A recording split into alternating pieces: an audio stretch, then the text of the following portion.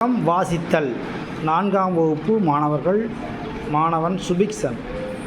அரியவை அறிவோம். நூலக புத்தகம். பாடும் பறவை. பின்னோக்கி பார்க்கும் ஒரே பறவை. கடல் புறா. தண்ணீரில் மிதந்து கொண்டே தூங்கும். மரங்கொத்தி. ஒரே நொடிக்கு 20 முறை மரத்தை கொத்தும் புறா. ஓய்வு எடுக்காமல் 1000 கிலோமீட்டர் வரை பறக்கும் திறன் உடையது. சிக்கா. நூலக புத்தகம். நிறம் விளையாட்டு விளையாடலாமா? நானும் வருகிறேன். நானும் ஒரு நிறத்தின் பெயர் சொல்வேன். அந்த நிற பறவையை தொடரும். சரியாக விளையாடணும். அவங்கவுங்க புத்தகத்தை படிங்க. கருப்பு காக்கா. பச்சை கிளி. நீலக்கொக்கு.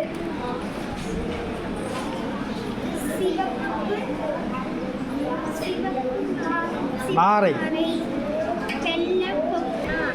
நூலக புத்தகம். கழுதையின் பெருந்தூரம். ஒரு சமயம் பெரியவர் ஒருவர் அவரது மகனுடன் கழுதையை விற்க நடந்து சென்றார்.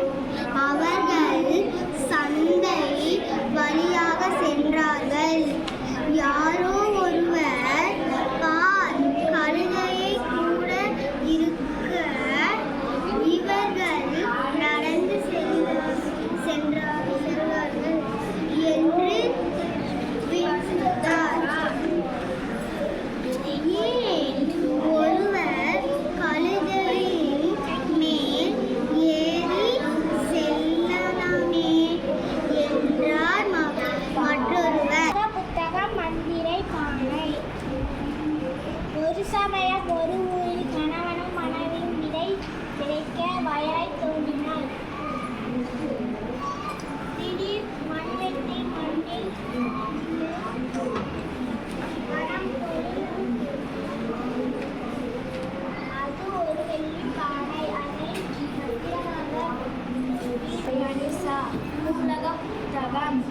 நீயா நானா. அண்ணா வணக்கம்.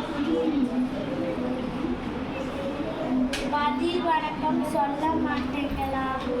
முடியாது. உன்னை விட உயர்ந்தவன் நான். நீங்க அப்படி எந்த வழியில் உயர்ந்தவர்? நீ என்னிடம் அடி வாங்கி ஓடுவன். இது கூட தெரியாதா? அடடா,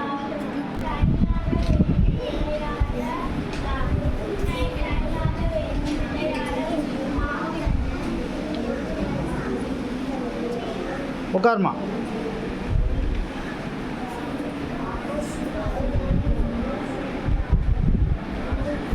கவனிங்க.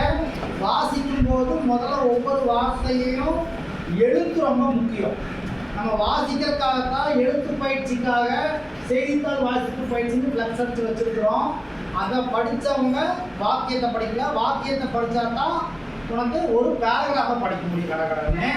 லைப்ரரி புக்குங்கிறது உங்களுக்கு நீதிநெறி விளக்கம், நல்ல நெறிகளை சொல்கிறது தான் லைப்ரரி புக்கு உங்களுக்கு இருக்குது. வாசிப்பு பழக்கத்தை அதிகப்படுத்துறதுக்காக இருக்குது. நீங்கள் வீட்டில் பேப்பரு, தினமலர், தினகரன் இது போல சிறுவரிகள் வரும். அதையெல்லாம் நீங்கள் படிக்கணும். ஓகேவா?